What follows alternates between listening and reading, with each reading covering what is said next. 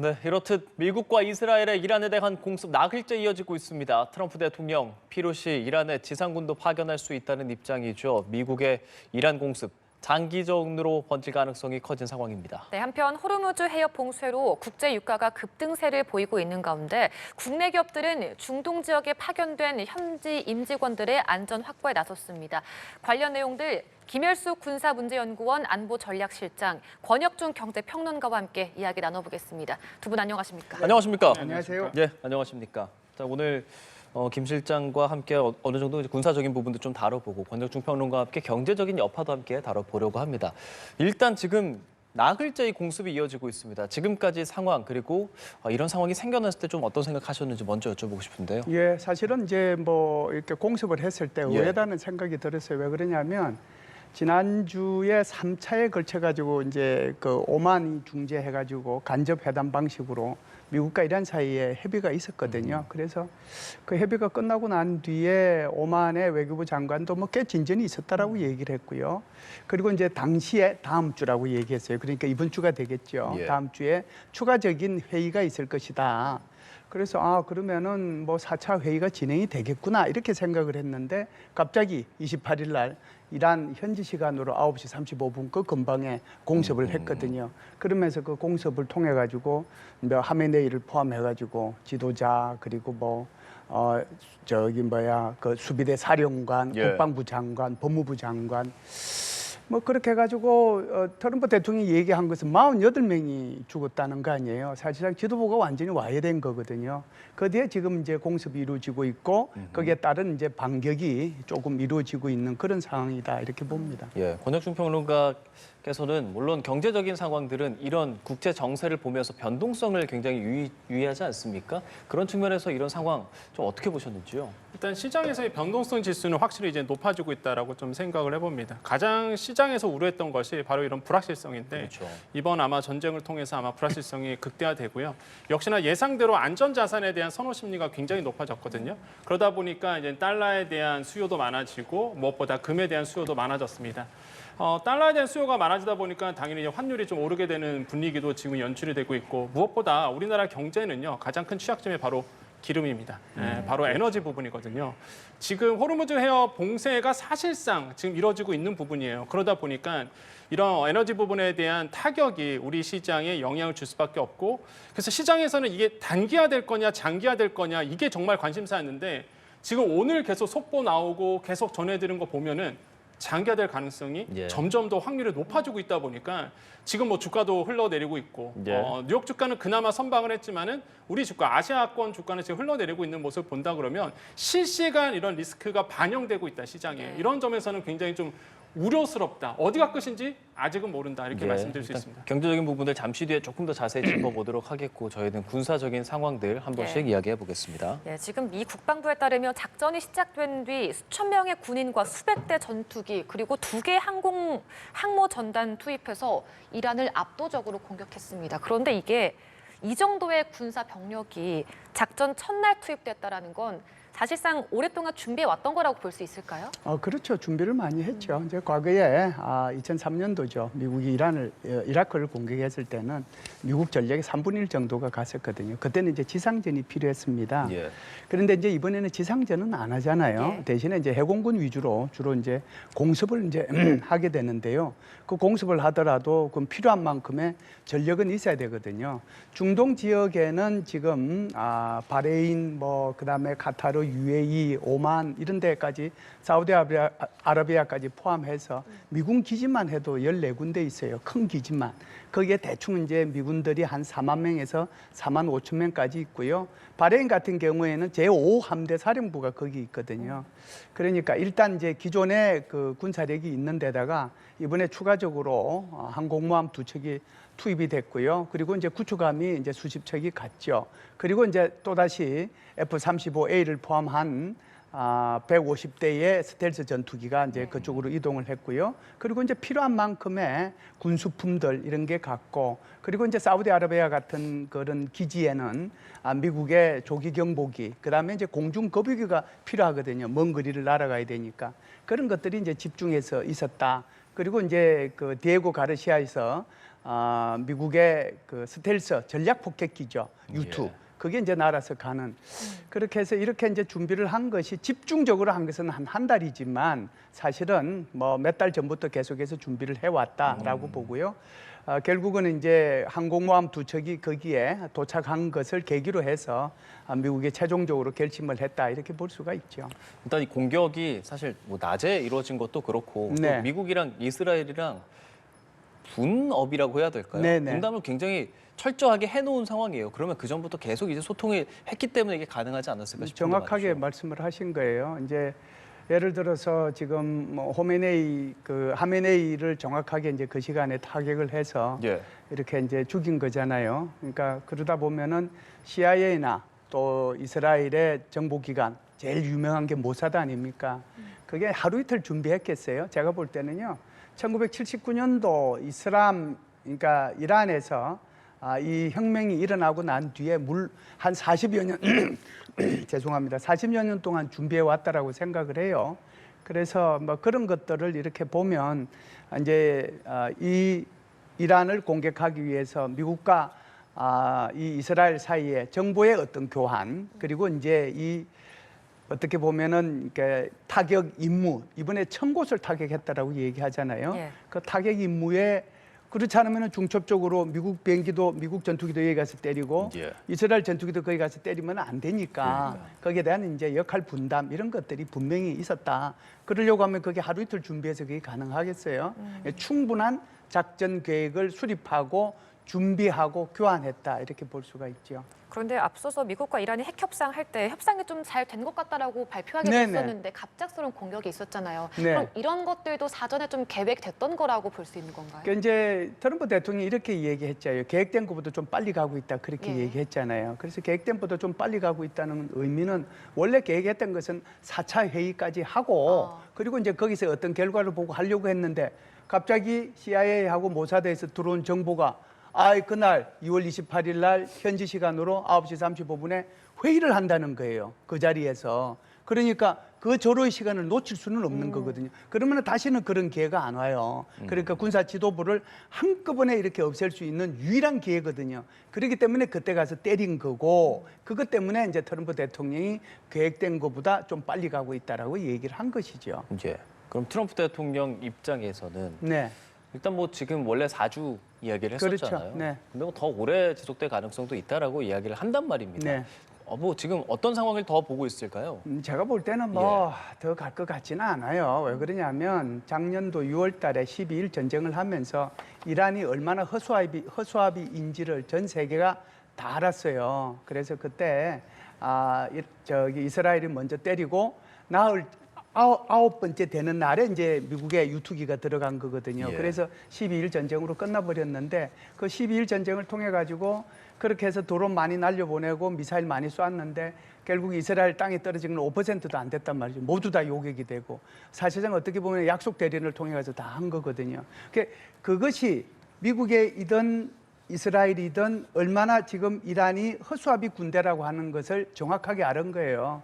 그렇기 때문에 이번에 1000곳 정도 때리고 그리고 지금 말하는 것은 해군은 전멸됐다고 얘기하잖아요. 11척의 이란 해군 함정을 다 없앴으니까 사실상 저거 봉쇄는 이제 못하는 거죠. 봉쇄하려면 해군 함정이 거기 가 있어야 되는데 어떻게 봉쇄를 해요? 기껏 해봤자 지나가는 유조선 그냥 미사일을 때리는 수밖에 없거든요. 그러면은 지금 때릴 수 있는 걸 한번 보세요. 때릴 수 있는 것이 결국은 해군 지금 다 이제 뭐 박살을 냈죠. 그러면은 남아 있는 것이 어떻게 보면은 드론 보관 기지 또는 드론을 운용할 수 있는 사령부 요게 정도가 남아 있고 그다음에 이제 탄도 미사일이 있어요. 탄도 미사일 같은 경우에도 작년도 6월 달에 워낙 많이 썼기 때문에 지금 가용한 것이 2000기도 안 돼요. 그리고 이번에 벌써 한참 썼거든요. 그러면 내 있는 거 다 쓰고 나면 그다음 뭐예요? 아무것도 없어요. 그래서 제가 볼 때는 지금 트럼프 대통령이 처음서부터 이렇게 지상군도 투입할 수 있고 예. 또 한 달 이상 갈 수도 있다. 목표를 달성할 때까지 그렇게 얘기했으면은 아마 이란이 이런 식으로 반응 안 했을 수도 있어요. 그런데 뭐 한 일주일 정도 하면은 끝낼 수 있다라고 얘기하고 그리고 내가 대화할 수 있다라고 얘기하니까 이란에서 이건 미국이 금방 끝내려고 하네. 그러면 내가 한번 붙어봐야지. 이런 생각을 하게 만들었다고 저는 생각을 해요. 그래서 제가 볼 때는 한 달 절대로 안 갑니다. 그런 생각을 하게 만들었다는 건 왜 그런 걸까요? 왜 이제 이란의 입장에서 보면, 그러니까 예를 들어서 이제 미군이 아주 강경하게 좋다. 내가 지상군까지 나 투입할 수 있어. 그리고 이 전쟁 5개월이든 6개월이든 1년이든 나 여기 너희들 목표 달성할 때까지 이란 공격하겠다라고 얘기했으면 이란이 이게 문제가 좀 심각하겠는데 라고 생각할 수 있어요. 그런데 그게 아니고 뭐 한 2, 3일, 한 일주일 이 정도 맨 처음에 얘기했단 말이죠. 그렇게 얘기하다 보니까 뭐 한 2, 3일 군나 버틸 수 있어. 이렇게 생각하는 거죠. 그러다 보니까 이게 이스라엘에 대해서만 공격한 게 아니고 거기 중동 지역에 있는 14곳에 미군 기지까지 그래서 공격을 하게 된 거죠. 이게 이제 확전이 된 거거든요. 제가 볼 때는 그 능력이 이란이 있으면 좋은데 없단 말이에요. 그럼 뭘로 공격을 해요? 전차 가지고 이란이 가지고 있는 전차 가지고 미국 전투기 공격하겠어요? 미군 함정 공격하겠어요? 아무 소용이 없는 거예요. 전차나 자주포나 이런 것들은 지금 필요한 것은 미사일하고 드론밖에 없어요. 그래서 드론 공격이 남아 있는데 이것을 이제 미국이 어느 정도 타격을 하고 그다음에 이게 지금 드론을 모아놓은 그 공장 내부를 우리 영상을 통해서 엊그제 봤잖아요. 어제. 그곳을 얼마만큼 타격을 하느냐 거기에 따라서 전쟁의 길이는 저는 정해진다라고 봐요. 네, 지금 말씀해주신 그 드론이 이번 전쟁에 좀 핵심적인 역할을 하고 있는 것 같은데요. 미군에 따르면 이번 작전에서 저비용 일방향 드론을 사상 처음으로 실전에 배치했다라고 했는데 그런데 아이러니하게도 이 드론이 이란의 루카스라 불리는 그 자폭 드론을 또 본떠서 만든 거라고 하더라고요. 이란의 이제 자폭 드론은 사헤드 136이라고 하는 건데요. 그 사헤드 136이 이제 지난번에 러시아하고 우크라이나 전쟁에서 이란이 전부 다 러시아로 그걸 수출을 했어요. 그리고 이제 러시아에서는 그걸 이제 본떠 가지고 그대로 이제 자체 생산하는데 거기는 자기네들 이름을 붙여서 계란 1, 2, 3 뭐 이런 식으로 붙였어요. 그런데 미국 입장에서 보면 그때 그 자폭 드론이 꽤 괜찮아 보였거든요. 그러니까 샤헤드 136 같은 경우에는 사거리가 2,000km까지 나가요. 물론 이제 샤헤드 또 다른 종류는 그보다 사거리가 좀 짧긴 해요. 그런데 미국은 이것을 입수해서 역설계를 했어요. 역설계를 해서 이거 지금 토마호크 한 발을 쏘게 되면 토마호크 한 발이 그게 몇백억 하거든요. 토마호크 한 발이 350만 불 정도 하니까. 그런데 이 지금 역설계 해가지고 만든 것을 루카스라고 얘기해요. 그러니까 로코스터 이런 뜻이에요. LU라고 하는 것이. 로코스터에서 언맨, 그러니까 사람이 타지 않는 무인 공격기라는 뜻이 루카스라고 얘기하는 겁니다. 그래서 이번에 이제 루카스를 그걸 만들면은 이거 3,500달러밖에 안 들어. 아니 몇백만 불 하던 걸 3,500달러로 대신할 수 있는 거잖아요. 그러니까 미국도 이제는 저비용 고효율을 달성할 수 있는 전쟁을 해야 되겠다라고 생각을 한 거죠. 그래서 그것이 루카스가 이번에 이제 떠가지고 주로 한 역할이 제일 중요했던 것은 결국은 대공 방어망이거든요.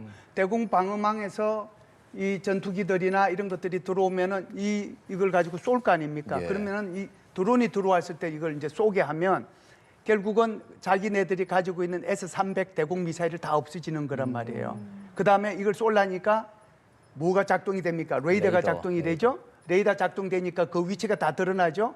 그리고 나서 이 자폭 드론이 가서 파괴하고 난 뒤에 그 뒤에 이제 정밀 전투기들, 스텔스 전투기, 미사일들 들어가서 다 드러난 그런 방공망, 죄송합니다. 미사일 발사대 미사일을 때린 거예요. 그러니까 굉장히 저비용 고효율에 오히려 이란제 사헤드 136을 역설계한 그러니까 미국제 그 드론이 굉장히 이번에 큰 역할을 했다 이렇게 보죠. 그러니까 무인 드론을 통해서 먼저 방공망을 좀 무력시킬 수 있도록 미사일을 먼저 다 쏘도록 했고 요격을 시도하도록 했고 만약에 요격이 된다고 하더라도 스텔스를 통해서 또 공격을 할 수 있는 상황이었으니까 효율적인 공격을 했다라는 군사적인 설명 좀 들어봤습니다.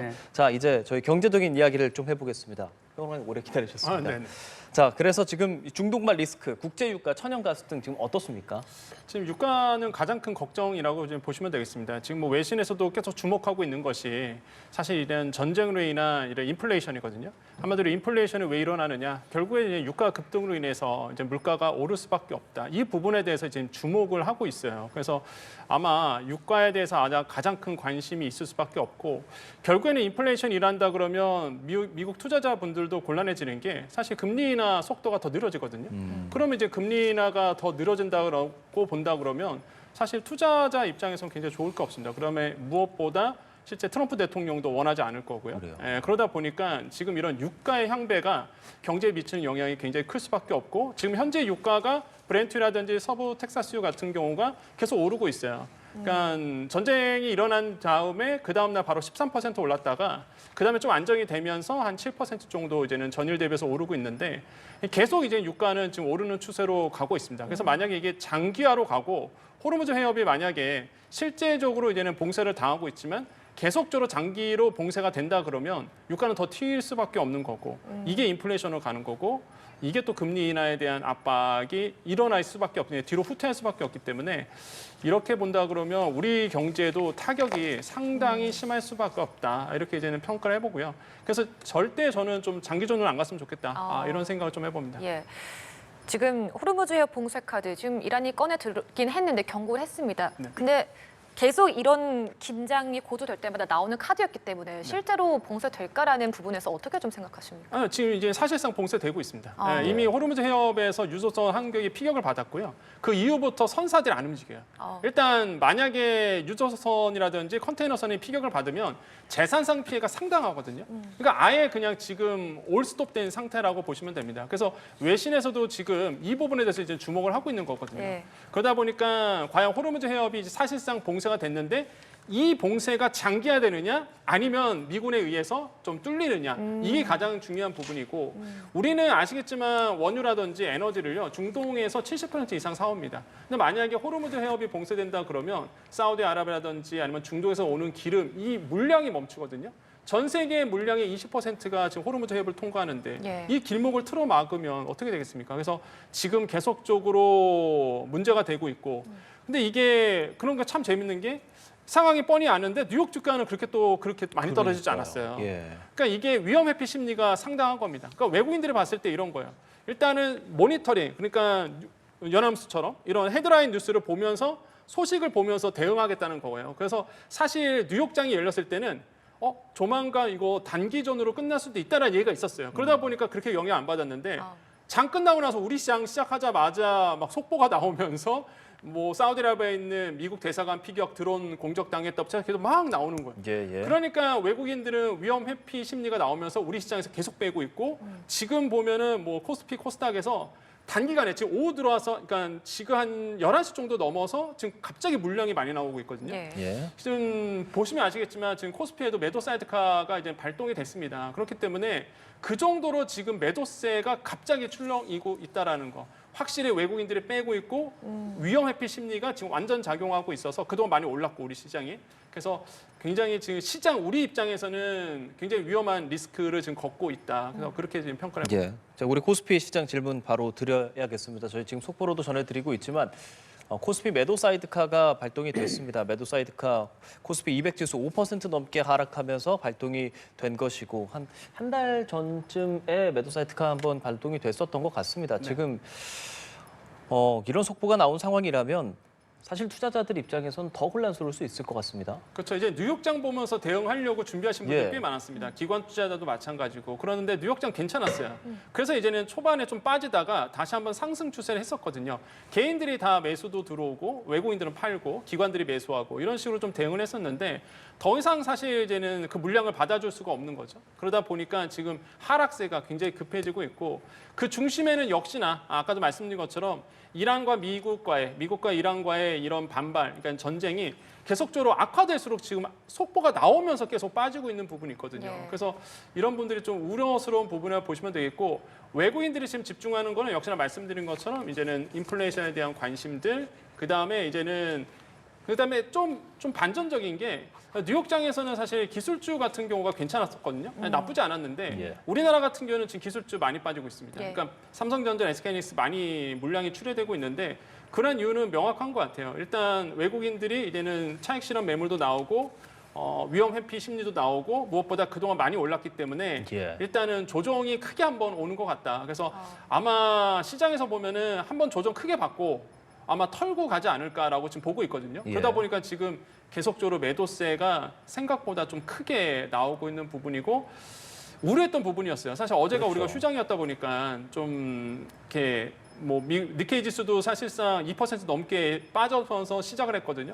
좀 소나기는 피해갈 줄 알았는데 지금 상황으로 본다 그러면 소나기를 그대로 지금 맞고 있는 부분이고 이제 오후장 가봐야 알겠지만은 지금 상당히 좀 어려운 구간을 우리가 지금 지나가고 있는 것이 아닌가. 그래서 개인 투자자분들이 속상하신 분들이 좀 많을 것 같다. 이렇게 생각을 합니다. 저희가 이제 평론가님이랑 경제 읽기를 매일 진행을 하면서 사실 특별한 변수가 없는 한 오를 것이다 네. 라는 얘기들을 저희가 해왔었거든요. 그런 특별한 변수가 사실 생긴 상황이고 말씀해 주신 것처럼 좀 앞으로 조정을 받을 가능성이 있다면 이제 뉴욕 증시를 한번 또 지켜봐야 할 것 같거든요. 일단 말씀하신 것처럼 오늘은 보합권이었는데 뉴욕 증시 앞으로 좀 어떻게 흘러가게 될까요? 이제 블룸버그나 로이터 통신에서 계속 이제 모니터링을 하고 있는데 거기에 보면은 그런 얘기를 합니다. 일단 만약에 호르무즈 해협의 봉쇄가 장기화되고 그다음에 미국의 사상자, 미국인들의 사상자가 만약에 더 발생한다. 미국 군인들이라든지 이러면 사실상 더 악화될 가능성이 있고 이 이슈가 이제 증시를 이제 누를 가능성이 굉장히 크다라고 보고 있거든요. 그래서 이제는 몇 가지를 뽑아요. 미국 사상자라는 부분, 이 숫자, 이 부분에 예. 대해서 주목을 하고 있고, 그다음에 과연 이 전쟁이 단기간에 끝낼 수 있을까라고 봤을 때 그 가능성, 이런 것들도 지금 꼽고 있거든요. 이런 변수들을 이제 종합해서 아마 증시는 이제 판단할 것 같고, 만약에 이러한 악재들이 계속적으로 유지가 돼서 이제 뉴욕 장이 다시 한번 시작된다 그러면 이 악재를 반영하지 않을까라고 생각을 하고 있습니다. 다만 그런 건 있어요. 일단 안전자산 선호 심리는 역시나 더더욱 높아진다. 예. 결국에는 금, 석유라든지 그다음에 달러에 대한 인기는 더더욱 높아질 수밖에 없다. 이런 추세로 이제 갈 수밖에 없는 구조로 갈 거다라고 생각을 해봅니다. 예, 여기서 또 환율 이야기를 하지 않을 수가 네. 없습니다. 환율이 또 20원 넘게 뛰어서 1,460원대 중반까지 올랐었는데 전쟁이 좀 장기화되면 아무래도 뭐 환율이 오를 수밖에 없겠죠. 그렇죠. 정부는 지금 위기 상황에 대해서 아마 대응을 하고 있을 거라고 저는 생각을 해봐요. 이제 유가 때문에 시작한 이 위기가 아시아권 증시라든지 우리나라에 또 환율에 영향을 주고 있는데 제가 들어오기 전에 이제 블룸버그를 봤는데 거기서 그런 얘기를 하더라고요. 아시아에 대한 원화에 대한 가치가 다른 아시아 통화권보다 더 많이 떨어졌다. 미국 달러 대비. 그래서 이 원화에 대한 걱정을 좀 하는 얘기들이 좀 나오고 있어요. 그래서 이 원화의 가치가 이제 더 떨어질 수밖에 없다. 이렇게 보고 있어서 환율에 대해서 이제는 좀 오를 수밖에 없는 부분이고 정부도 알고 있습니다. 그래서 이제 비상 체계에 아마 대응할 거라고 좀 보고 있고요. 지금 뭐 정부는 비상 대응에서 100조 이상 뭐 지금 마련되고 있는 부분이 있다라고 얘기를 했거든요. 시장 안정화 프로그램이죠. 그렇게 된다 그러면 시장의 심리를 잠재우기 위한 포인트라고 보여지고요. 그래서 뭐 환율이 좀 오르고 있으나 뭐 생각보다 뭐 급등이라든지 환율이 불안 요소로 작용할 수 있는 부분은 아니다. 원래부터가 기조적으로 원화가 지금 떨어지고 있는 추세였기 때문에 그러한 흐름으로 지금 가고 있다. 그래서 1,460원대 지금 계속적으로 움직이고 있다라고 좀 생각을 해보겠습니다. 이제 저희가 지금 뭐 주가라든지 환율 등을 함께 짚어보고 있습니다. 이렇게 경제 관심 갖고 또 투자하시는 분들 전쟁이 어떻게 앞으로 양상이 흘러가느냐에 따라서 변동성이 좀 있습니다. 그렇다면 전쟁 관련된 앞으로 이야기 좀 해보고 싶은데요. 저희가 앞서서는 미국과 이스라엘이 이란을 이제 때린 상황에 대해서 이야기를 했다면 이란의 보복은 이란은 이제 어떤 생각들을 하고 있을까? 일단 뭐 무차별적으로 미사일 발사하는 정도의 보복은 했습니다. 그런 상황 정도 어떻게 보셨습니까? 예, 이란이 지금 하고 있는 것이 크게 이제 두 갈래로 나뉘는데요. 하나는 이제 이스라엘에 대한 보복 공격을 하는 거고, 하나는 중동 지역에 있는 미군 기지에 대한 보복 공격을 하는 겁니다. 그래서 이스라엘에 대한 보복 공격은 몇 번에 걸쳐서 있긴 했는데 생각보다는 피해가 별로 없었고요. 그만큼 이제 이스라엘의 다층 방어 체제가 잘 돼 있다는 거고, 그것은 작년도 6월 달에도 이미 한번 증명이 된 그런 거다 이렇게 볼 수 있죠.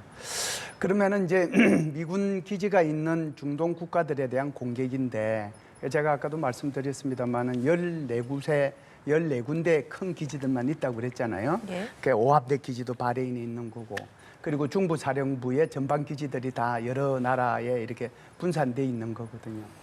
그런데 이제 그쪽을 공격을 하면 좋은데 그쪽만 이렇게 미사일이 아주 정밀해서 또 AI의 도움을 받아가지고 딱 핀셋 이렇게 공격하는 것처럼 거기 딱 떨어지면 좋은데 거기가 아니고 거기 이제 아랍 국가들의 다른 이제 뭐 서비스 시설이라든지 이런 데다가 떨어지기도 하고 또 어떤 것은 드론 공격이 직접 날아가서 이제 카타르 같은 경우에는 정유 거기 공장에 떨어지기도 하고 그랬단 말이죠. 그러면 이제 이걸 어떻게 받아들일 것이냐 하는 거죠. 그래서 이란이 생각한 건 이런 거라고 봐야죠. 이쪽을 이제 공격을 하면 그 걸프 국가들이 다 한 목소리로 야, 미국 보고 빨리 전쟁을 중지해라. 그렇죠. 그리고 협상을 빨리 해라. 자기 편을 들어줄 줄 알았어요. 그렇게 해서 이란이 했는데 제가 볼 때는 이란이 결정적인 실수를 했다라고 생각을 해요. 그 결정적인 실수가 지금 거기에 관련되는 모든 국가의 외교부 장관들이 같이 모여가지고 이란의 행위에 대해서 배신적 행위라고 이렇게 규탄을 하고 필요하다라고 하면은 군사적으로도 대응하겠다라고 얘기를 했거든요. 국방부 장관이 얘기한 게 아니고 외교부 장관이 얘기하면서도 군사적 대응을 얘기했단 말이죠. 예. 이것은 제가 볼 때는 이란의 큰 패착이라고 생각을 해요. 만일 이제 이런 식으로 가면 전쟁이 확전이 되겠죠. 그래서 지금 이란이 지금이라도 걸프 국가에 있는 미군 기지나 또는 그 주변에 있는 그 주변에 있는 국가들에 대해서 공격을 멈추면 이것은 군사 공격으로 반격을 하지는 않겠지만 그렇지 않고 이런 사례가 계속해서 늘어나게 되면 걸프만 국가들이 여기에 대응할 겁니다. 그렇게 되면은 5차 중동 전쟁도 가능하거든요. 그렇게 되면은 미국과 이스라엘 그리고 지금 공격을 받고 있는 모든 국가들이 힘을 합쳐서 한 편이 되는 거고 그다음에 이제 이란을 적으로 해서 공격을 하니까 이것이야말로 제5차 중동 전쟁이 될 수도 있어요. 그렇기 때문에 제가 볼 때는 거기까지 가면 어차피 이란은 아무것도 안 돼요. 그래서 거기까지는 안 가지 않겠는가라고 조심스럽게 전망은 합니다. 나중에 뭐 또 혹시 전망에 대해서 물어보시면 대답을 하겠습니다. 지금 여쭤보려고 해요. 네네. 대리전 펼쳐질 벌써? 가능성에 네, 좀 네. 말씀해 주시겠어요? 어떤 거요? 대리전이 펼쳐질 가능성 사실 이제 뭐 중동 전쟁까지 번질지 뭐 이런 부분은 트럼프 대통령도 미국 이런 상황이 생기면 네. 중동 내에서 지금 언제든 일촉즉발이 될 거라는 걸 모르지 않을 거란 말이죠. 예, 이란이 이제 생각할 수 있는 것은 두 가지가 있습니다. 하나는 이제 협상에 나가는 거고 두 번째는 이제 끝까지 이제 미국과 이스라엘을 향해서 공격을 하는 거다 이렇게 볼 수 있는데요. 지금 사실상 그 임시 지도자 위원회가 3명으로 구성된 건 구성이 끝났고요. 네. 그리고 이제 하메네이 뒤를 이을 제3대 최고 지도자를 오늘이나 내일 중으로 아마 뽑을 겁니다. 그래서 그 뽑는 것은 88명의 성직자들이 뽑도록 돼 있고 그 88명은 이미 정해져 있어요. 그래서 그 사람들이 비상 소집할 거거든요. 그래서 오늘이나 내일이나 비상 소집이 돼서 과반수 이상을 받는 사람이 돼요. 그래서 어떤 사람이 되느냐에 따라서 다르겠죠. 그래서 아주 강경한 사람이 되느냐 또 보수 온건적인 그런 사람이 되느냐에 따라서 달라지겠지만 지금 현재 강경한 사람이 만일 된다라고 하면 뭐 죽이 되든 밥이 되든 끝까지 하여간 뭐 이스라엘하고 미국하고 한번 붙어보겠다 이런 식으로 나가게 되고 그리고 다시 이제 이게 중동 국가들에 대해서 공격을 하게 되면은 이것은 이제 5차 아랍 전쟁으로 중동 전쟁으로 가게 되는 거죠. 그런데 이제 두 번째 시나리오는 이런 게 있습니다. 최고 지도자가 일단 이제 선정이 되면 미국이 협상해야 될 대상자가 생기는 거잖아요. 그래서 제가 볼 때는 오늘 내일 중에서 최고 지도자가 만일 선출이 된다라고 하면 그러면은 주변에 있는 국가들이 가만히 있겠어요. 그래서 지금까지 3차 회의의 결정적인 역할을 중재 역할을 했던 나라가 바로 오만인데 오만을 중심으로 해서 튀르키예 대통령도 그렇게 하겠다라고 그랬는데 수많은 여러 나라들이 아마 그 새로 선출된 최고 지도자한테 계속 얘기할 거예요. 협상해라. 그러면은 이제 미국도 좋다 그러면 협상 한번 해보자. 그러면은 미국하고 이란하고 다시 이제 4차 협상이 진행이 될 수 있잖아요. 그렇게 되면은 생각보다 전쟁이 빨리 끝날 수도 있겠죠. 그래서 누가 이제 최고 지도자가 되느냐에 따라서 좀 이제 상황이 달라질 수도 있지 않겠는가 이렇게 봅니다. 제가 볼 때는 미국도요.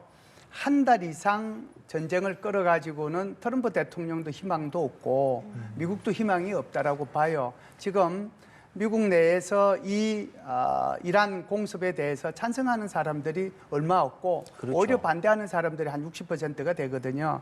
그러면은 실제로 트럼프 대통령이 이란을 공격한 여러 가지 이유가 있는데 그 국내적인 이유가 바로 11월 달 선거를 내다보고 한 거거든요. 그렇죠. 중간 선거. 지금 현재 그 인플레이션 되고 있죠. 그다음에 지금 현재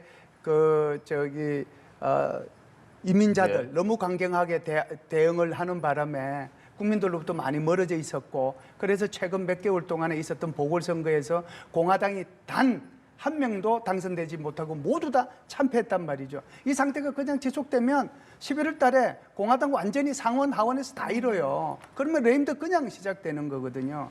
그렇기 때문에 이제 트럼프 대통령이 그 11월 달 선거를 바라보고 그 중에 이제 여러 가지 이유가 있지만 그 중에 하나의 원인으로 이란을 공습했다 이렇게 본단 말이죠. 그렇기 때문에 미국의 입장에서도 예. 이 전쟁을 오래 끌어서는 안 되는 거예요. 그러면은 미국도 좀 그런 생각을 하고 있는데 만일 이제 여러 나라 국가에서 이란의 최고 지도자한테 이제 미국과 협상을 하라라고 계속 그렇게 얘기를 하면 이란도 마지 못해 그렇게 협상장에 나올 가능성도 있다 이렇게 보는 거죠. 그래서 아주 부정적이고 뭐 이런 생각보다는 오히려 조금은 그래도 희망을 가지고 미래를 전망하는 것이 저는 좋겠다는 생각이 들어요. 네, 알겠습니다. 지금 중동 지역의 긴장이 고조되면서 현재 우리 교민들, 국민들의 좀 안전에도 지금 집중이 되고 있는데 국내 기업들이 현지 임직원 안전 확보에 총력을 기울이고 있습니다. 삼성전자의 경우에는 이란과 이스라엘에 근무 중인 직원 인근 국가로도 대피시켰다고요? 네, 그렇습니다. 이 기업의 이제 발걸음이 좀 빨라질 수밖에 없습니다. 아마 현지에서 가장 빨리 알고 있는 분들이 바로 이제는 주재원들이고 아마 네. 기업인들이라고 저는 생각을 해보는데 그래서 삼성전자나 또한 거기에 있는 건설사들, 임직원들은 이미 이웃 나라로 사실상 이제 대피한 상태이고요. 그다음에 무엇보다 지금 걱정되는 거는 이제 교민들이 분명히 계시거든요. 이런 교민들, 뭐 아랍에미리트에 계시는 분들부터 시작해갖고 또 여행 가신 분들도 계세요. 맞아요. 네, 공항이 폐쇄되는 바람에 지금 오도 가지 못하는 상황으로 계실 텐데 이런 부분에 대해서 지금 조속하게 귀국길을 올라야 된다고 생각을 해봅니다. 그래서 지금 뭐 교민의 안전, 그 다음에 주재원들, 무엇보다 이런 건설 회사들이 또 중동이 많이 파견돼 있는데 이런 부분에 대한 안전도 우리가 좀 신경을 써야 되겠고 기업들은 이미 근데 좀 발빠르게 움직인 부분이 있어서 그나마 좀 안도할 수는 있다. 하지만은 뭐 전쟁이 장기화된다 그러면 뭐 모르죠. 뭐 어떻게 될지는 정말 모르는 거고. 그래서 다시 한번 말씀드리지만 지금 세계 경제는 유가의 향배에 달려 있다라는 것 좀 다시 한번 말씀드리고 싶고 만약에 유가가 정말로 $100가 넘는다 그러면 지금 시각에선 그런 얘기가 나오거든요. 제2의 오일 쇼크도 올 수도 있다. 우리 시장은. 왜냐하면 3개월을 못 버팁니다. 그러니까 3개월 버티고 지금 보면은 비축유 따지면은 1억 배럴이 이상이 있는데 비축유가 6개월 이상은 못 버티는 걸로 지금 나오거든요. 그러니까 예. 만약에 이게 장기화돼서 뭐 지금 뭐 전쟁이 풀린다고 해서 되는 게 아니라 기반 시설이 복구가 돼야 되거든요. 그건 그렇죠. 이게 만약에 6개월 이상 된다 그러면 비축유도 문제가 생길 수밖에 없기 때문에 결국에는 여름 때 되면 또 전기 많이 쓰잖아요. 그렇죠. 네, 그래서 이제 여름이 다가오는데 최대 지금 원유라든지 LNG가 만약에 수입이 안 된다 그러면 뭐 시장에서는 위기설이 나오는 거죠. 그래서 제2의 오일 쇼크도 올 수 있다. 우리의 중동 의존도가 에너지 어느 정도 되는 겁니까? 70%가 되죠. 예, 지금 그래서 중동에 대한 에너지에 대한 수입률이 거의 한 70% 넘기 때문에 대체로 한다 그러면 사실 북해라든지 미국산이라든지 이런 예. 쪽에서 할 수 있는데 문제가 생기죠. 너무 멀어요. 일단 중도에서 오는 거리보다 미국에서 오는 건 훨씬 멀어요. 그러면 에너지 비용뿐만 아니라 이런 운송비에 대한 비용이 너무 많이 들어가기 때문에 또 이런 부분도 또 2차적으로 비용이 나가겠죠. 그래서 이런 문제를 보더라도 지금 이 사태가 빨리 풀려야 되고 그래서 이제 많은 투자 전문가들이 그런 얘기를 하는 거예요. 빠른 뉴스를 보면서 이 시장을 모니터링을 강화할 수밖에 없다. 그래서 이제 뉴스 헤드라인 보면서 대응하고 있는 거거든요. 지금 시장이. 예. 그래서 지금 어떻게 흘러가느냐 그리고 어떻게 예측되느냐에 따라서 지금 투자의 결과는 확실히 달라질 수 있다 이렇게 생각을 합니다. 알겠습니다. 자, 그래서 이제 앞으로 어떻게 되느냐. 그러니까 그 사실 종결에 있어서 물론 이스라엘과 이란 입장도 중요하지만 미국에서 어떻게 마음을 먹느냐가 중요할 거라고 보입니다. 트럼프 대통령 4차 협상이 빠르게 진행이 돼야 한다. 계속 오래 끌어서 좋을 것 없다라고 말씀을 하셨는데 그럼 트럼프 대통령 입장에서 진짜 원하는 것 어떻게 이란이 나와야 이것을 협상의 도장을 찍을 거라고 생각하세요? 이제 트럼프 대통령이 이제 목표는 계속해서 바뀌어 왔어요. 예. 그래서 목표도 바뀌어 왔고 얼마만큼 할 것인지 뭐 일주일, 2주일 했다가 뭐 한 달로 무슨 갔다가 생각하는지 더간도 모르겠어요. 간다. 뭐 지상병력 안 넣는다고 넣는다. 참 헷갈려 왔는데 어찌됐든 헤그세스 장관이 얘기한 미국의 목표는 뭐 정해진 것 같아요. 그래서 첫 번째는 이란이 절대로 핵 무기 가져서는 안 된다라고 하는 거고요.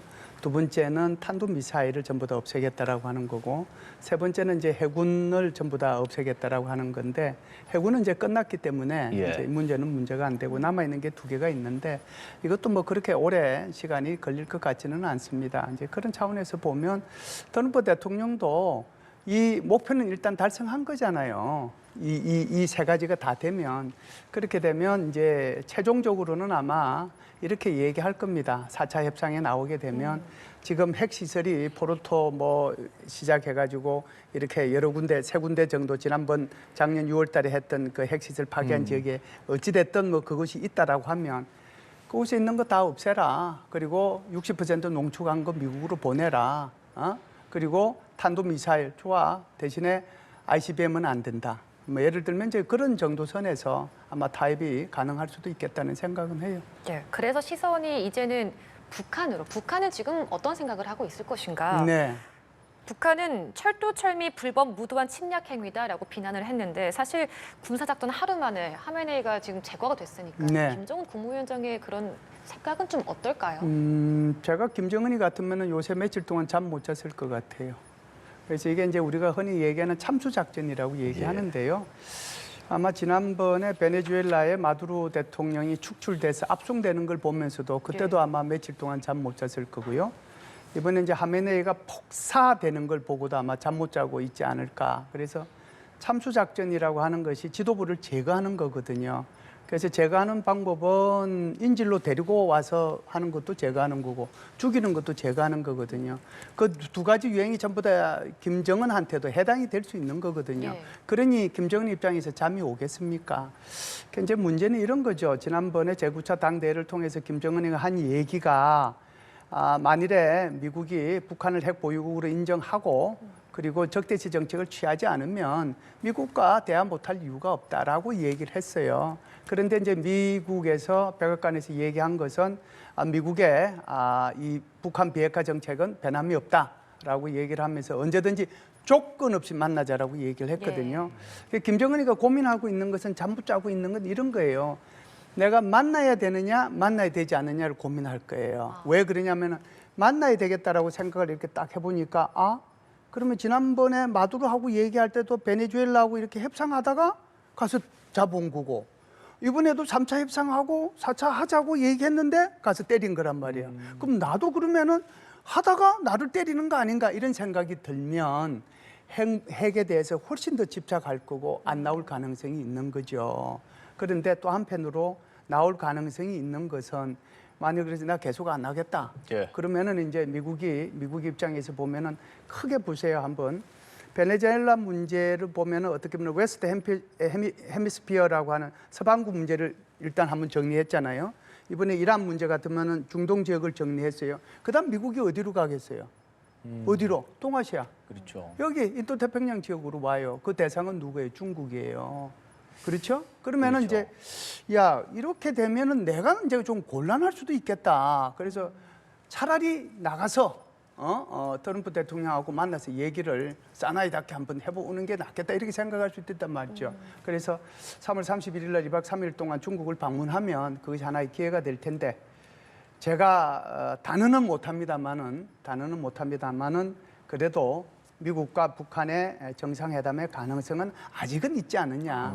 예를 들어서 지금 한 달 얘기한 것은 3월 31일 날 트럼프 대통령이 중국을 방문하기 때문에 그 전에 이 전쟁을 끝내야 되겠다는 생각을 갖고 있는 거예요. 그렇기 때문에 1, 2주 내로 빨리 끝내고 그다음에 중국 문제에 집중해가지고 그다음에 시진핑하고 회담에 집중해야 된단 말이에요. 그런데 이게 한 달 넘어가 버리면 그때는 이제 뭐 설령 중국에 가서 정상회담을 하더라도 김정은까지 정상회담 할 수 있는 여유가 미국 자체에서 없는 거예요. 그래서 이런 것들이 이제 조금 이게 어떻게 흘러가는지 좀 두고 봐야 될 것 같다는 생각이 듭니다. 예, 알겠습니다. 뭐 중국 입장에서도 주권국 지도자 살해 용납할 수 없다라고 하고 푸틴 러시아 대통령도 뭐 국제법 노고적 위반이다라고 얘기하는데 중국, 러시아, 북한 입장까지 한번 짚어봤습니다. 김헬수 군사문제연구원 안보전략실장 그리고 권혁준 경제평론가와 함께 중동 상황 짚어봤습니다. 두 분 말씀 고맙습니다. 감사합니다.